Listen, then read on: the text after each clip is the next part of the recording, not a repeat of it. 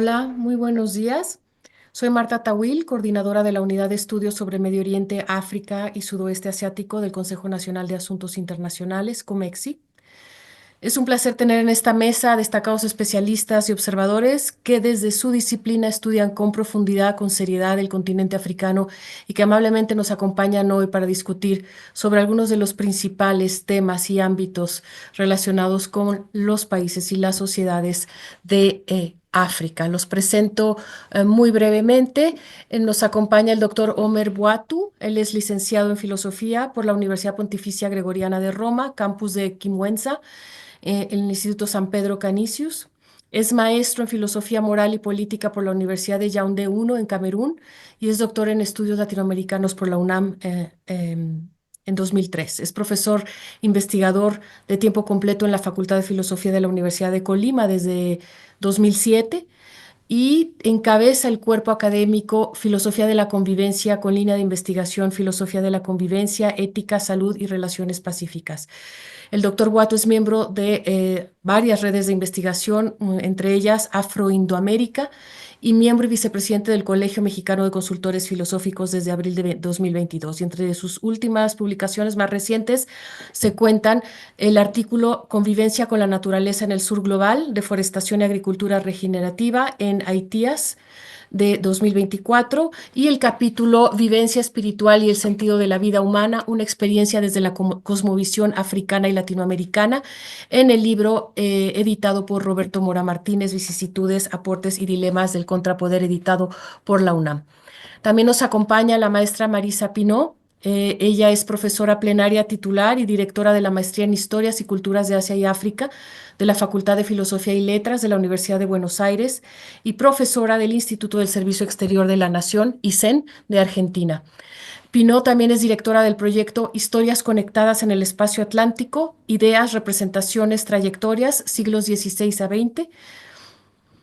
Y entre sus últimas publicaciones se cuenta un artículo entre África y América Latina, circulación de experiencias, activismo e ideas en inglés en la revista South African Review of Sociology del año pasado.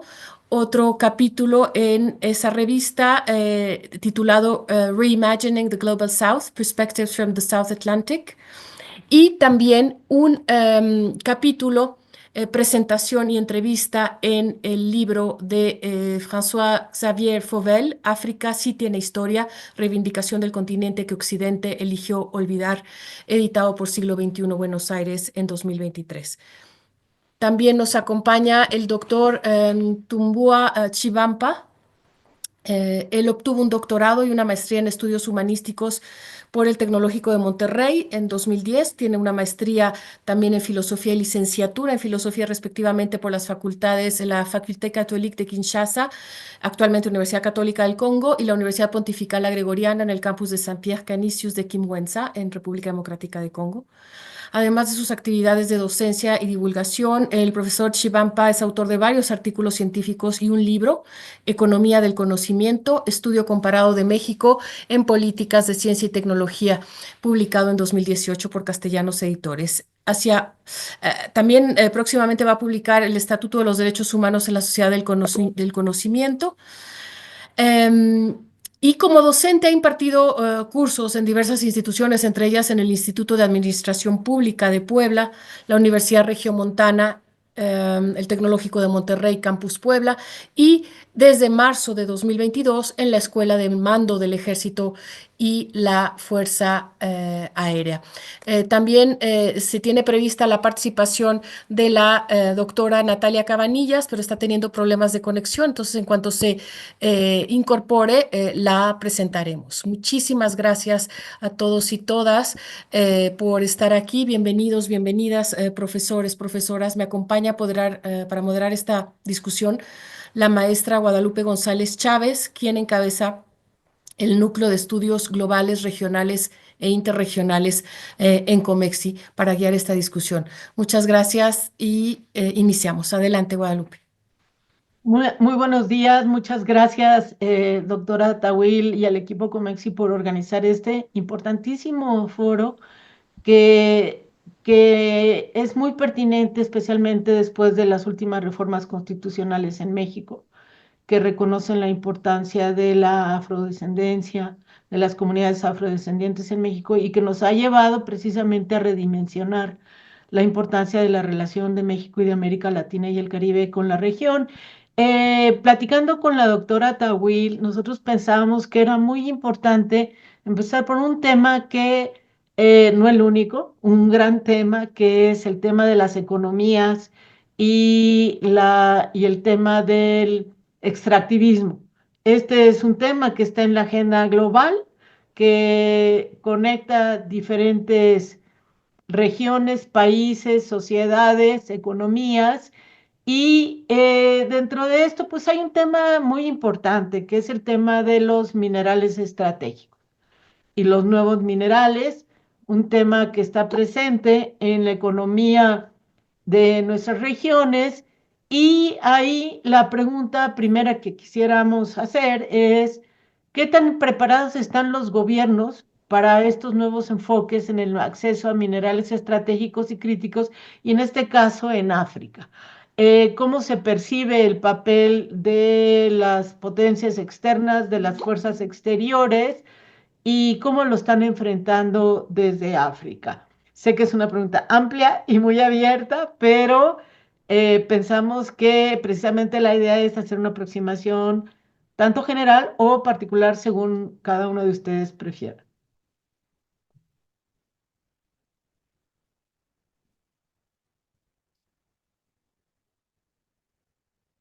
¿Quién de ustedes quisiera abrir? Sí, profesor Boatu. Sí, no sé cuánto tiempo uno tiene que hablar. No se preocupe, nosotros vamos a ir, digamos, le indicamos. De acuerdo. Y yo primero, de manera general, sobre la economía africana, estaría yo apostando primeramente por la geografía de África. Yo veo que África al norte tiene el desierto de Sahara, al sur está el desierto de Kalahari y el centro está verde, está atravesado por el Ecuador. Y eso implica, ese último dato implica que hay una alternancia climática. Cuando, por ejemplo, hay cosecha al norte, al sur es la siembra.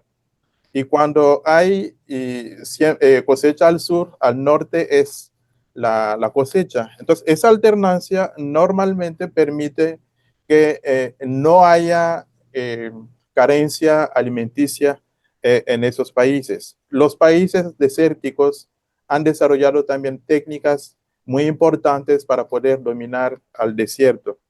Entonces, yo creo que esta situación geográfica da a África una posición ventajosa para poder eh, eh, llegar a alcanzar varios objetivos del plan de la Agenda 2030 sobre el desarrollo sostenible. Eh, pero al mismo tiempo, esta geografía ha dotado a África de prácticamente un tercio de esos minerales, un tercio mundial de esos minerales llamados estratégicos desde 2001. Y hablamos ahí prácticamente de los platinoides, del coltán, hablamos del tantalio, del cobalto, del diamante, del oro. Y agregar esto a la posibilidad de la agricultura en África, eso yo creo que da a África un lugar privilegiado, le da un lugar privilegiado. Sin embargo, la realidad es que África está al norte bombardeado por grupos rebeldes, al sur igual, en el centro igual. Y todos esos grupos de alguna manera buscan ampararse, busca acapararse de esos recursos naturales, esos recursos estratégicos. Y por lo tanto, yo creo que la presencia de los grupos minerales fragiliza todas las economías, dado que los grupos controlan regiones que los gobiernos no llegan a controlar. Y por lo tanto, los gobiernos no son capaces de poder controlar el traslado, primero la extracción y además la comercialización de los minerales estratégicos que poseen. Yo creo que el gran problema es esto, la presencia de los grupos rebeldes, pero también habrá que ver esos grupos rebeldes dónde obtienen las armas, quién está detrás de ellos. Entonces yo creo que con respecto a ese caso, creo que la relación que hay entre los rebeldes y los que los sponsorizan y también la creación de un sistema de distribución de recursos estratégicos en el que las empresas que usan esos recursos no compran los recursos directamente a los gobiernos, sino a los contrabandos. Eso sí fragiliza todavía más la posibilidad de los países africanos incluso a negociar como diría, la extracción de sus minerales. Gracias. Muchas gracias. Gracias. Sí, doctor Chipamba. Ok, muchas gracias.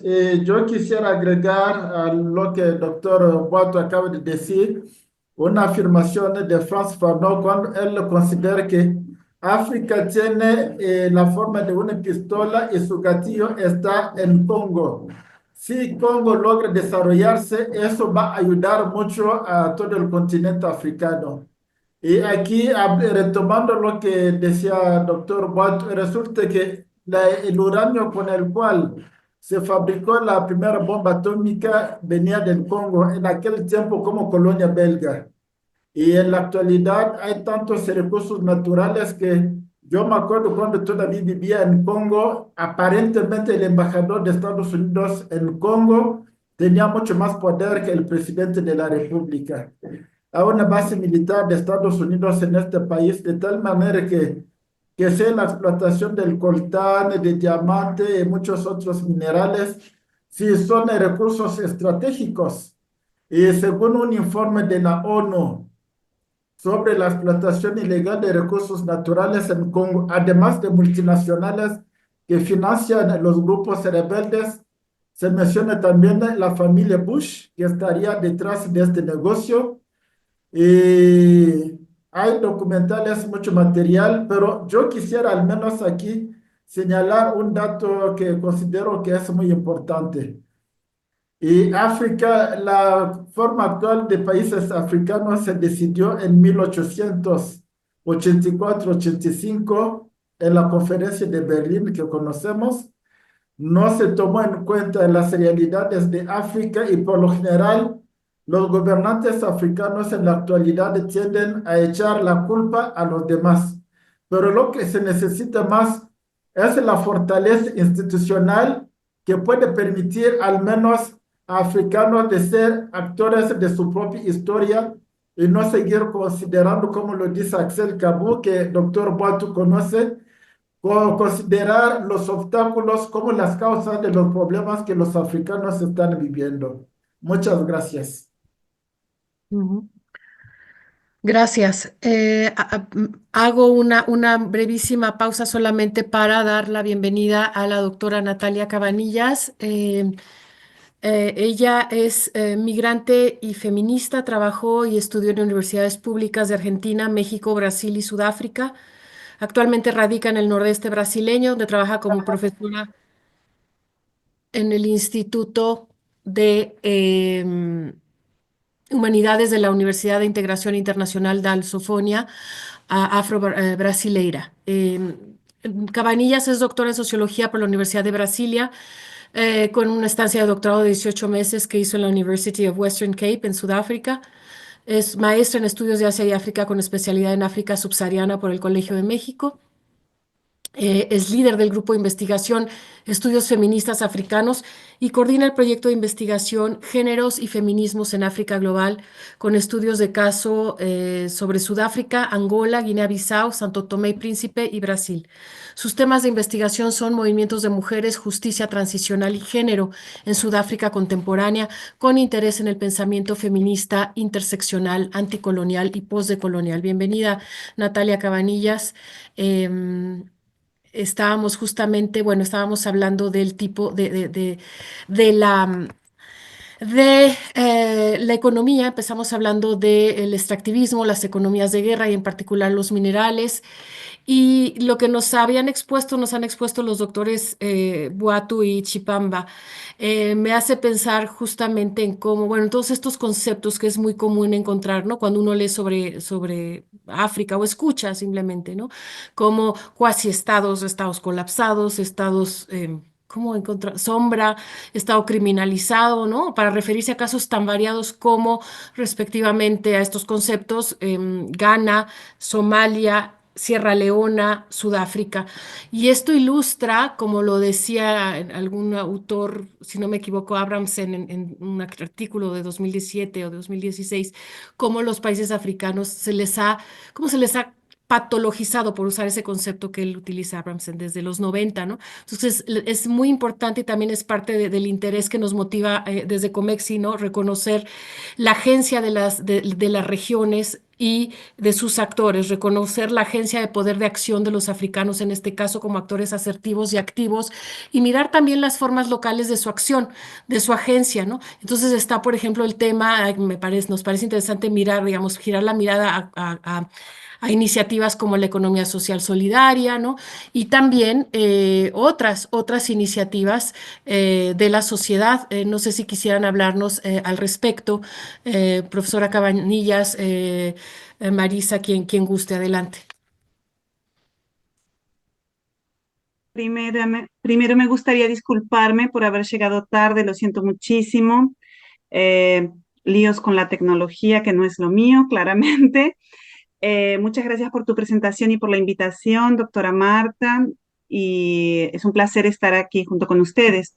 Bueno, tu comentario me remite a una situación muy concreta en Ciudad del Cabo, donde hice trabajo de campo y también trabajo de biblioteca, de archivo, ¿no?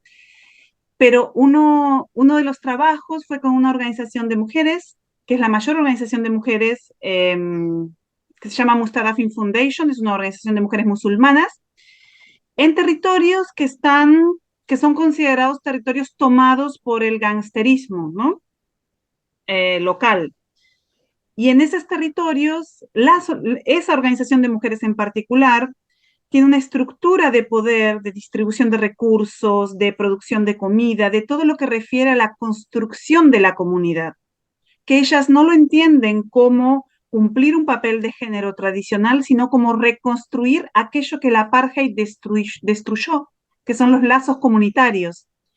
Entonces, sobre lo que acabas de comentar, me surge esta cuestión, cómo es importante estudiar, percibir y poner también de manifiesto cuáles son las iniciativas concretas donde las personas construyen estrategias de poder junto, pero a veces también en paralelo con el Estado, y estrategias que son a favor de la vida. No todas las estrategias de soberanía son estrategias de soberanía armadas basadas en el terrorismo y la muerte, como estamos acostumbradas a través de las noticias, ¿no? Esta organización de mujeres, por ejemplo, cuando yo la estudié hace 10 años atrás, no había ningún artículo académico sobre ellas, ninguno. Y alimentan 15.000 personas por día y transitan por sus instalaciones 100.000 personas en barrios donde son estigmatizados como que no puedes poner un pie porque te matan, ¿no? Entonces, porque claro, hay grupos armados de hombres sobre todo, son territorios dominados por gangsterismo, pero al mismo tiempo hay ese poder capilarizado de iniciativas para crear, fomentar y amplificar la vida. Y me parece que tenemos que prestar atención a este tipo de iniciativas eh, que son las que nos dan una pauta de futuro, ¿no? Porque el Estado colapsado en relación a qué? Tenemos que pensar cómo funciona el Estado en cada territorio, no como una norma dice que debe funcionar y lo que no funciona, ¿no? Como investigadora lo pienso, pero también eh, como cómo colaboramos como intelectuales a construir el futuro que necesitamos como humanidad, ¿no? Ujú. Esa sería mi intervención. Sí, sí, sí, sí, muchas gracias. ¿Alguien más quisiera hablar de este tema o del tema de la economía social y solidaria, que también es algo que resuena por por estas regiones, ¿no? La economía social y solidaria, ¿qué es? ¿Qué tipo de actores la conforman? Ya algo nos ha dicho bastante Natalia, ¿no? De empezar a pensar en este papel que tienen la sociedad y en particular las mujeres en distintos tipos de iniciativa. Em, Sobre todo porque ahora que mencionaba, retomo un poco lo que estaba planteando el profesor Chipamba, la inestabilidad política. De alguna manera, entonces, la inestabilidad política, bueno, en África y en cualquier lado, ¿no? Agrava la situación económica y viceversa, ¿no? Pienso, en 2024 África tuvo 17 elecciones, si no me equivoco, presidenciales o legislativas nacionales. En algunas partes del continente pues, hubo bastantes golpes militares ocurridos desde 2020, ¿no? Incluidos los de Gabón y Níger, si no me equivoco, en 2023. Pues todo eso agudiza desde luego la situación económica o no permite, ¿no? Una relativa, digamos, una reforma eh, económica, ¿no? Y además agudiza la tensión sobre la fragilidad del régimen constitucional. También estamos viendo cómo países que ya están bajo liderazgo militar son cada vez más inestables, como Burkina Faso, Mali, Níger. Entonces hay también transiciones inciertas africanas y eso es parte del panorama de este año y de los que vienen, ¿no? Además hay la edad muy alta, muy mayores, son varios de los jefes de Estado de África. Entonces hay posibilidad de transiciones inestables, incluso violentas, que deberían ser motivo de preocupación, ¿no? Entonces, ¿qué puede ocurrir en algunos de estos casos, ¿no? En donde de hecho, y por cierto, en algunos de estos casos también la inestabilidad política es parte de estos procesos, no solo se vuelve un obstáculo, pero también una motivación para, digamos, un obstáculo, va de la mano de la reforma o crisis económica, pero también de procesos de justicia transicional. Sí, doctor Boatu, y después la maestra Pino. Sí, muchas gracias, doctora. A mí sí me ha encantado. Yo viví 10 años en Camerún y me quisiera referir a las iniciativas sociales y para poder desarrollar a la gente sus propios lugares de vida sin necesariamente referir al gobierno, a las acciones del gobierno.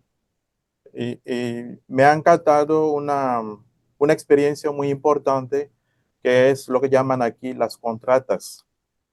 Y cuando vemos en Camerún, la región más desarrollada de Camerún es el oeste.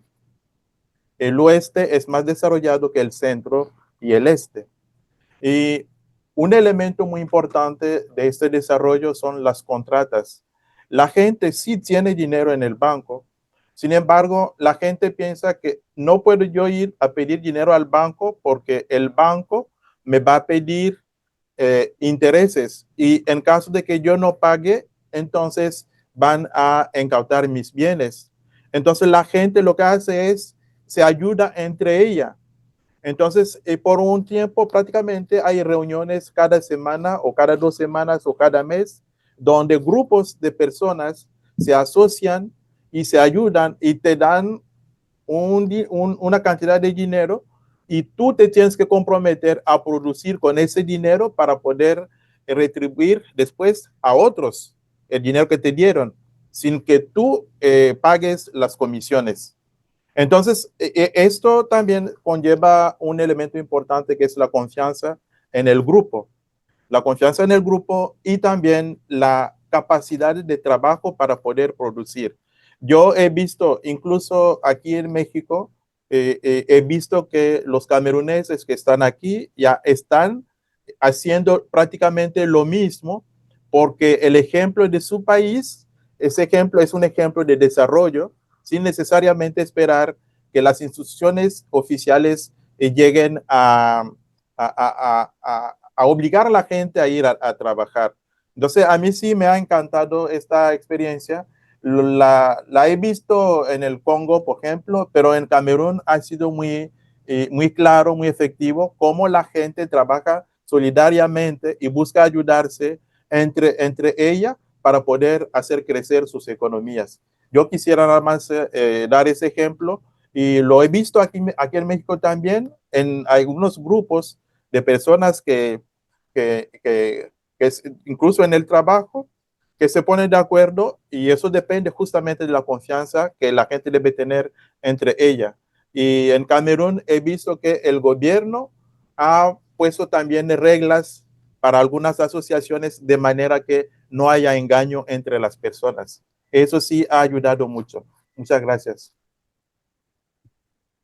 Interesante, gracias. Sí, Bueno, una cuestión que me parece muy interesante es cómo África y en África se han ido transformando las condiciones para la gestión de los conflictos y cómo en cada región y en cada país se han ido generando modelos de gestión de crisis y modelos que no solo son de resiliencia, porque a veces cuando hablamos de resiliencia pareciera que estamos hablando de regresar al estado anterior y nos encontramos con una región que dice, a pesar de los conflictos, a pesar de las crisis, estoy dispuesta a planear como región hasta el año 2060, más adelante. Eso para mí implica una visión estratégica, incluso de la gestión política y de la gobernanza, o sea, implica diseños nuevos. Ya la doctora Tawil se refirió a cómo se está observando con gran interés los procesos de justicia transicional, pero también a mí me parece que es interesante conocer desde América Latina y el Caribe, desde otras partes del mundo, cómo los diseños institucionales de gobernanza son diferentes en África. O sea, cómo, por ejemplo, existe un órgano de sabios en los organismos multilaterales regionales que toman en cuenta el saber tradicional y que supone la gestión de conflictos de manera diferente. Cómo esto que nos mencionaban de la geografía puede estar implicando diferentes modelos de solución a crisis en el norte de África, en la zona desértica, en la zona que está en los países que están y que tienen litoral hacia el océano, y la diferencia de ser un país que está en el corazón de África sin salida directa al mar, pero que tiene otros recursos. Sería interesante oír de ustedes cómo ven esto, los manejos de conflicto y de crisis, las nuevas construcciones, hacia dónde se considera que están yendo. parece que antes la profesora Marisa Pino iba a hablar. Sí. Sí, Es- pero puedo Creo. intervenir con este tema. Oh, Ya qué gusto. creo que, Ah, que fue muy interesante todo lo que hablaron mis colegas sobre la cuestión de las iniciativas de vida, como habló Natalia, todas estas iniciativas africanas, que muchas veces desde América Latina son invisibilizadas, o son absolutamente desconocidas por el gran público y hasta por una audiencia un poco más conocedora. Me parece que es muy importante rescatarlas, porque justamente esos lazos de comunidad africana son los que han mantenido a estas sociedades funcionando y funcionando de una manera muy vital, como en general los medios masivos de comunicación no nos dejan ver o no nos muestran. Así que me parece que fue suficiente. Me gustaría entonces tomar un poco lo que decía la maestra Guadalupe y seguir en ese camino.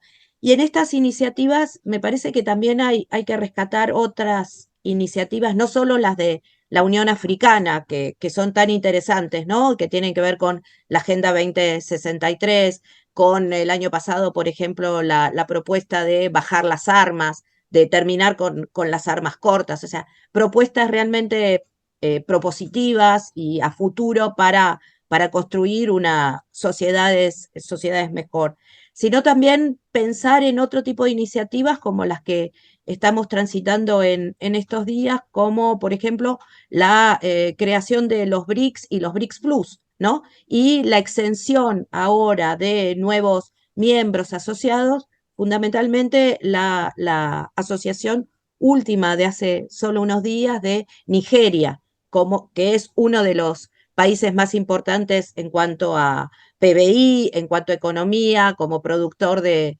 petróleo, por la cantidad de población que tiene en el continente, que se suman entonces a otros países BRICS que están uno que es Sudáfrica, por supuesto, y que fue quien lo impulsó, pero también a Egipto, a Uganda, a Etiopía, que están formando parte. Y entonces es una agenda también muy interesante porque a partir de esta construcción que de alguna manera se entrelaza con la Unión Africana, con las iniciativas de la Unión Africana, con las iniciativas regionales que también son muy ricas, si bien ECOWAS en estos días está sufriendo algunos embates porque varios de los países se han retirado, que formaban parte desde el inicio y está puesta en discusión.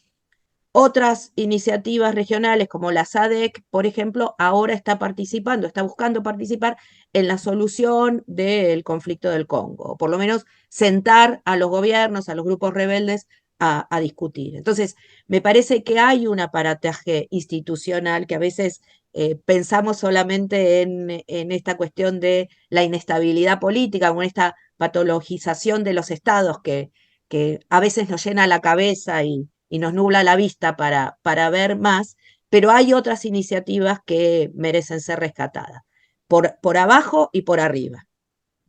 Gracias. Así es, sí, gracias.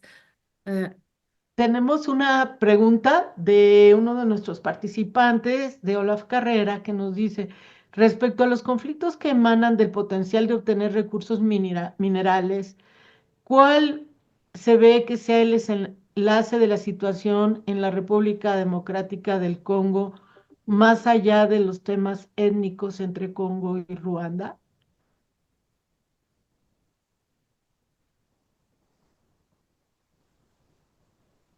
Ok, respecto a, a los conflictos en África de manera general, retomando también lo que comentaba el doctor Marta respecto a la edad de gobernantes en África, yo considero que la educación debe ser un factor fundamental.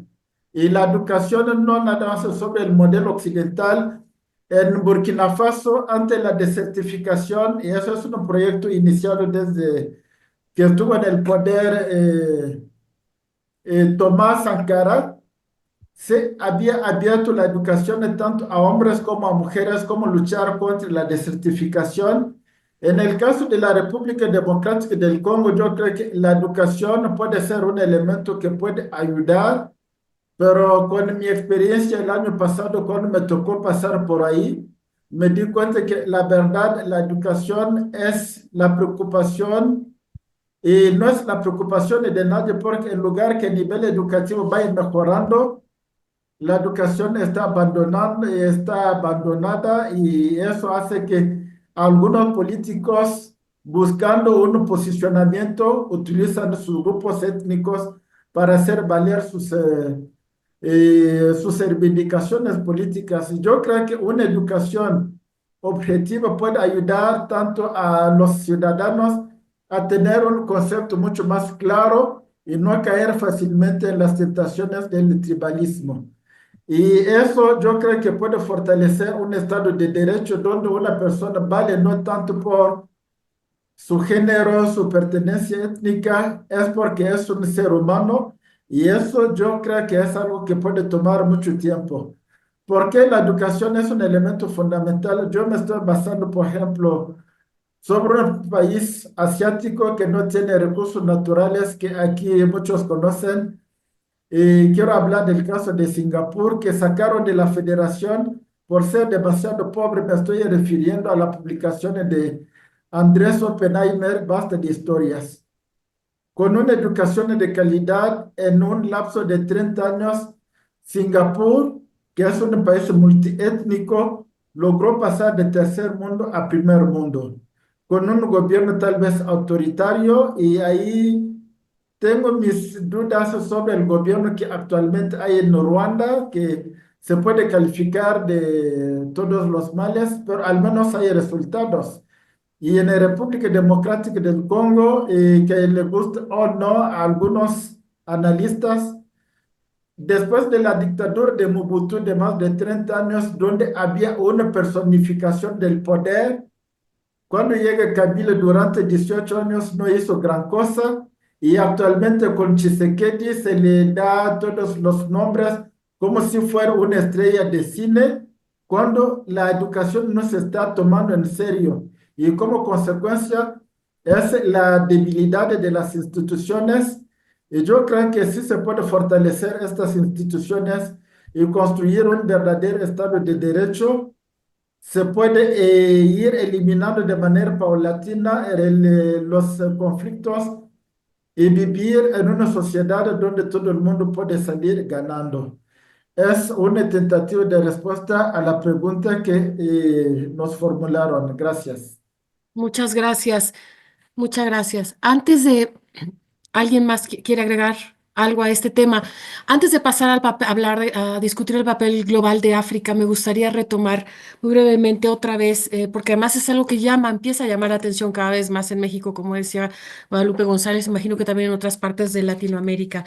Esta circulación de experiencias de activismo de las que ya han hablado, pero me gustaría indagar un poquito más, si nos pudieran dar un poco más de elementos sobre otras experiencias como la que mencionaba la profesora Marisa Pinón, ¿no? Estas iniciativas de instituciones como la Unión Africana, cómo se cogestionan, algún ejemplo en particular con iniciativas desde abajo, y también en particular el tema de otra experiencia, otro conocimiento, además, experiencia muy compartida con nuestro continente, el tema de la migración y de los desplazamientos internos de poblaciones. ¿En qué medida, o sea, desde el ángulo que ustedes gusten discutir estos temas o qué elementos nos invitan a mirar, ¿no? Y que vale la pena discutir también y que pueden ser interesantes, ¿no?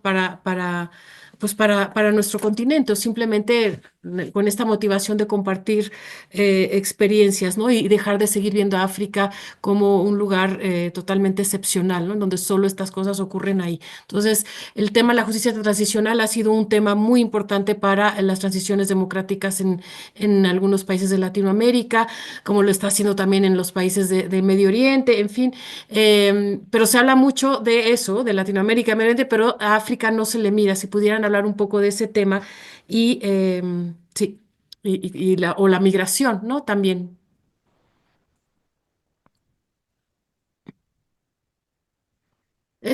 Sí, profesor Boatu. Muchas gracias, maestra. Yo quisiera primero puntualizar que con la maestra Marisa, y estoy totalmente de acuerdo con ella, porque me parece que actualmente la Unión Africana, y sobre todo en el conflicto, por ejemplo, en el Congo, es prácticamente una cáscara vacía. Y finalmente son los bloques regionales los que están actuando, y la Unión Africana prácticamente desaparece. Por lo tanto, me parece que sí hay que reforzar esos bloques regionales, y me refiero a bloques regionales africanos, ¿no? Y eso no implica que no pueda haber relación con bloques regionales de otros continentes, pero primero reforzar esos bloques regionales creo que sí puede permitir la resolución de los conflictos. Y con respecto al enlace de la situación en el Congo, yo creo que eh, hay un problema real, y está el problema en la educación. Sin embargo, el problema actual rebasa la educación. No nada más tiene que ver con la educación, porque la situación real del Congo es que la zona este del Congo está ocupado por grupos rebeldes. Entonces, esos grupos rebeldes, si el gobierno no controla esa parte del país, no puede ahí implementar un sistema educativo. Entonces, ¿cómo se puede enlazar la situación? Los gobiernos africanos, no solamente del Congo, sino de diferentes países de África, han planteado la posibilidad de un sistema donde todos los países que participen ganen. Entonces, lo que se llamó win-win. Entonces, ustedes ganan, nosotros también ganamos. Sin embargo, lo que está pasando es que las empresas, incluso los países de las empresas transnacionales, prefieren comprar minerales a los contrabandos en lugar de comprar directamente a los países, a los gobiernos. Esta situación hace que perduren los conflictos. Personalmente, yo estoy viendo una cosa. Uno, evitar, o, como diría, parar de financiar las guerras fingiendo que se trata de ayuda a ciertos gobiernos. Eso es lo que está pasando. En un lapso de tiempo de menos de un año, un gobierno recibe 260 millones para su apoyo en la paz en Tanzania. Luego le dan 900 millones de euros para poder promover el traslado de materias primas estratégicas a Europa. Y justamente después de un acuerdo como este, un mes y medio después, aparecen los conflictos. Yo creo que no hay ninguna casualidad. No hay ninguna casualidad. Entonces yo creo que hay primero que buscar a tratar con los gobiernos. Y ahí yo creo que quizás no directamente la Unión Europea, sino, la Unión Africana, sino que son esos bloques africanos los que tienen que hacer presión sobre los gobiernos de esos países que van a fomentar la guerra en África. Yo creo que ahí es donde está la situación. Ahora está la implicación, por supuesto, de EAC y de la SADC en la situación en el Congo. Y esta situación actual se está desarrollando con un elemento clave que no había existido durante 30 años, es decir, desde 94.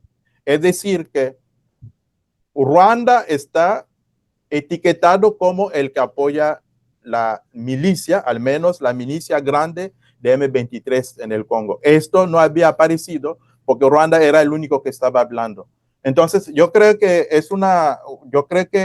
la manera como se extraen los minerales y cómo se distribuyen a través del mundo, yo creo que ese es el clave para poder acabar con esos conflictos. Y yo personalmente apoyo el pensamiento de la maestra Marisa cuando dice que sí hay que reforzar esos bloques. Y yo creo que los países de esos bloques, al sentirse más solidarios, yo creo ahí es como pueden velar no solamente a la soberanía de los territorios, sino también a sus propias economías. Muchas gracias. Gracias. ¿Alguien más? Sí, Natalia Cabanillas. A mí me gustaría contribuir, más que con un hecho, con una pequeña provocación que hago siempre también en las clases acá. Tengo clases con alumnos y alumnas de Angola, Mozambique, Guinea-Bissau, Cabo Verde, Sao Tomé y Príncipe. Y es que si yo pienso en mi país, que es Argentina, entre la independencia y la consolidación del Estado, hay 70 años de guerras civiles, de inestabilidad política, 65 más específicamente, pero así que se establece la institucionalización del Estado en 1880, se perpetra un enorme, terrible genocidio indígena por el gobierno independiente. ¿Y esto para qué? Para situarnos que las instituciones, la fuerza de la institucionalidad no es algo que se construye de la noche al día. Entonces, no pensar que esta inestabilidad política, como decías vos, es particular de un continente específico, sobre todo si pensamos las independencias del continente africano, que ya emergen en el contexto de la Guerra Fría con estas fuerzas tan desestabilizantes y que los países más poderosos, el llamado norte global, continúa interviniendo en términos de desestabilizaciones. Y en esta otra provocación que agrego a eso es que uno de los elementos, digamos, que he venido estudiando sobre Sudáfrica, ¿no? Que es la cuestión de género, la cuestión LGTBI, que más, ha sido esas agendas instrumentalizadas desde el norte global como vehículos de intervención también. Y esto es muy delicado, extremadamente delicado, ¿no? Así como el discurso de los derechos humanos a veces es instrumentalizado, los discursos de género también, porque por un lado tenemos esa instrumentalización imperialista y por otro lado tenemos personas reales y concretas que necesitan ejercer sus derechos, que hacen cosas para expandir el ejercicio de sus derechos, mujeres, comunidades LGTBI que más en el continente. Entonces, esos dos elementos quería agregar, ¿no? Sobre la temporalidad para, para el afianzamiento de las instituciones. Y otro elemento me gustaría citar a Ahmed Ouma, que trabaja con los sistemas de salud y está trabajando, estudiando sobre cuáles fueron las respuestas de los gobiernos africanos a la epidemia del COVID. Y está tratando de registrar, sistematizar todas las buenas prácticas en términos de diálogo interestatal entre diferentes estados. Es el único continente donde ministros de varios países se reunieron para ver cómo enfrentar el COVID. Entonces, esas buenas prácticas que a veces no están registradas como casos exitosos de respuesta, por ejemplo, a una pandemia mundial como fue el COVID, pero para el caso africano específico, es importante que avancemos en esos registros, en los registros de las buenas prácticas, de los elementos que sí funcionaron. Por ejemplo, este músculo institucional para enfrentar epidemias, pero también para conversar con los países vecinos. Esto es muy importante. Los ministros de salud reuniéndose para diagramar estrategias comunes, ¿no? Eso era lo que quería agregar.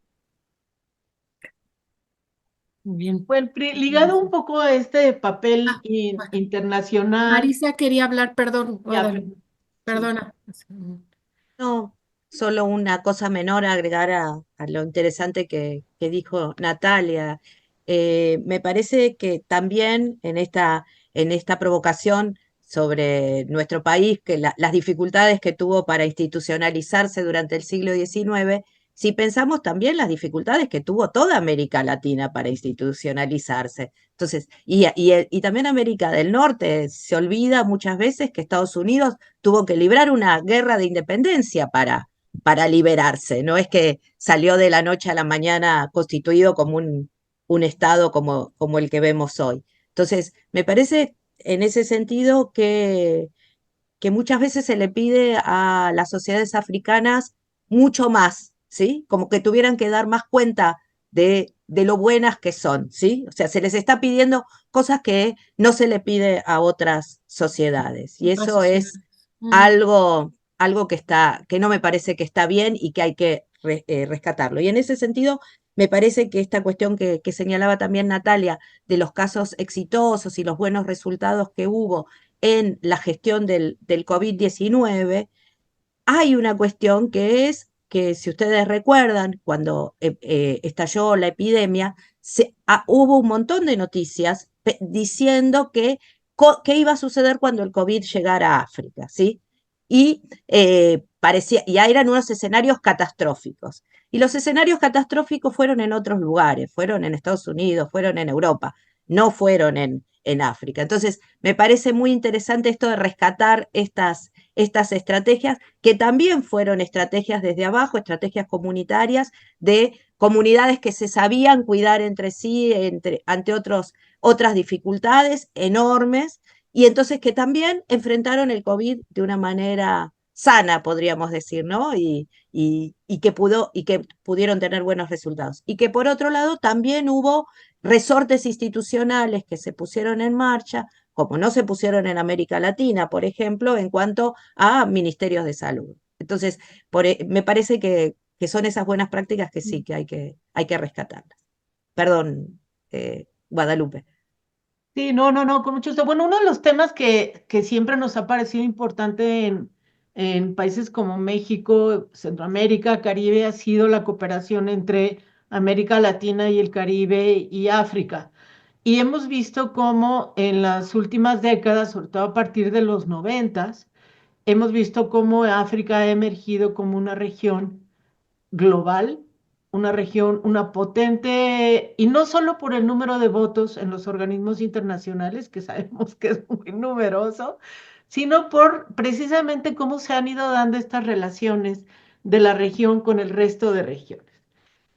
Incluso la manera como vemos la geografía global ha cambiado y hemos visto cómo la Unión Africana tiene ahora y ha fortalecido sus relaciones en el G20, donde ya tiene una representación permanente, se ha colocado en ese foro. Sabemos que hay cada vez mayor relación entre los grupos de países africanos y los países del Caribe, la relación con la comunidad de estados latinoamericanos y del Caribe, pero no solo hacia acá, sino también lo vemos con los países del Golfo, lo vemos hacia otras regiones del Pacífico mismo, y vemos países de África que son parte del grupo de observadores de la Alianza del Pacífico.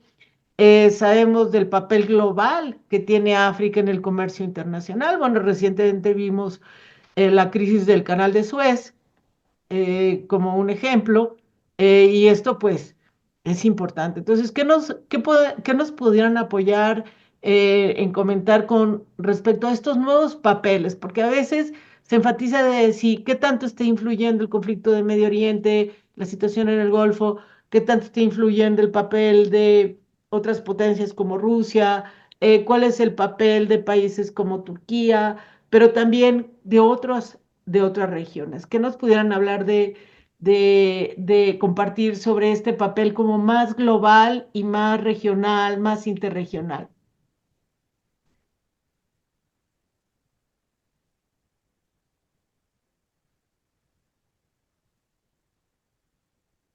Sí, Doctor doctor Bato. Batu, sí. Sí, muchas gracias. Sí, maestra Guadalupe, yo creo que en el tema de relaciones entre África y sobre todo América Latina, creo que mi punto de vista estaría más o menos en los deseos y sobre todo cuando considero, por ejemplo, la cumbre de la América del Sur y África. Yo deseo realmente que ese tipo de cumbres permita una verdadera relación. Los países africanos, la mayoría han descuidado la relación con América Latina. Hay muy pocas, por ejemplo, relaciones, o prácticamente muy pocos países piensan en la posibilidad de relación con América Latina. Y por lo general, cuando nosotros vamos ahí, incluso nos dicen, ustedes están en América Latina, están en México, ¿por qué no van a Estados Unidos? ¿No? ¿Por qué no regresan por aquí cerca de Europa? Entonces hay como una estigmatización, ¿no?, de regiones. Entonces yo personalmente anhelo que ese tipo de cumbre pueda fortalecer esas relaciones que que ya se van construyendo. Yo tomo aquí, por ejemplo, el ejemplo en Bolivia.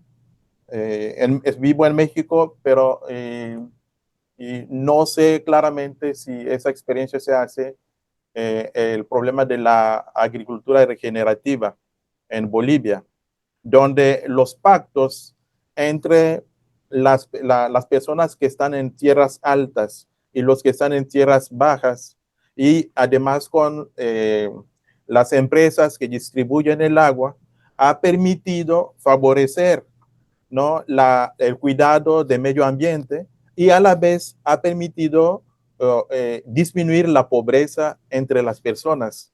Y yo creo que ese tipo de iniciativas son las que nosotros tenemos que aprovechar de América Latina. Yo veía en África, cuando uno habla, por ejemplo, de África del Centro, ve así el Ecuador, la selva como Amazonas, pero realmente cuando uno ve la carta en Google, ve que todo está casi desierto. Es casi igual que en Sahara o igual que en Kalahari.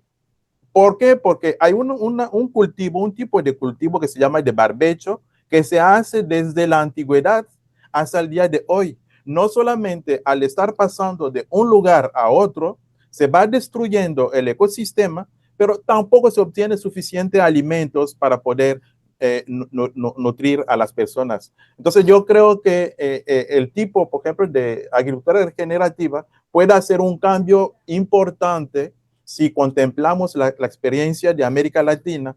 Yo ahí hablo del caso de Bolivia. Aquí yo no lo he visto, pero he leído que Aquí en México, en Chiapas, se está planteando también esa situación. Aquí en Colima hay una zona que desde 2022 ya se consideró como una zona de reserva natural. Yo creo que esos elementos pueden ser benéficos para África. Y además, la agricultura regenerativa para cuidar también al medio ambiente y disminuir la pobreza es muy fructífero en zonas donde la tierra pertenece a las comunidades. En la mayoría de los países africanos, la tierra no es individual, la tierra pertenece a las comunidades, a los poblados. Entonces, en ese sentido es posible entablar acuerdos que permitan cuidar al medio ambiente y a la vez promover el desarrollo social. Gracias. Muy bien, muy interesante. Justamente, brevemente, sí, profesor Chipamba. Ok, yo creo que hay otra área de oportunidad. Aquí en el pueblo donde yo vivo, conocí a una doctora que además de la medicina moderna que domina, estaba tomando un diplomado de una capacitación para poder recuperar algunos conocimientos ancestrales en el ámbito de la medicina. Retomando lo que comentaba el doctor Natalia, yo sé que durante el tiempo de COVID, yo personalmente tenía también mucho miedo desde México qué iba a pasar con africanos, pero cuando estuve ahí el año pasado, me di cuenta de que hay algunos medicamentos que lograron fabricar en África y muchas veces utilizando plantas, pero esos productos no han logrado sobresalir. Yo creo que tienen un obstáculo a nivel de la Organización Mundial de la Salud, donde algunos monopolios no querían, porque hay muchos africanos que se curaron. Yo conozco algunas personas originarias del Congo viviendo en Canadá y recibían plantas para poder curarse contra el COVID. Entonces, ahí yo creo que retomando lo que decía Maestra Guadalupe, hay áreas de oportunidad para fomentar este diálogo sur-sur y no pasar forzosamente por el norte. Gracias, doctor Marta.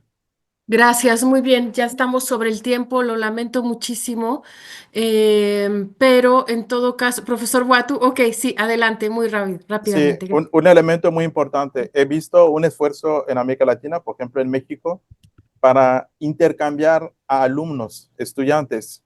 Y hay muchos países de África donde no hay embajada de México, pero hemos llegado aquí varios alumnos y para recibir conocimientos. Y muchos cuando podemos regresar, incluso cuando estamos aquí en México y regresamos, podemos transmitir esos conocimientos a nuestros lugares de origen. Muchas gracias. Sí, es verdad. Y de hecho, esto que aportan, muchas gracias, es una gran contribución, entre otras cosas, al llamado más amplio, ¿no? A hacer estudios de áreas regionales comparados.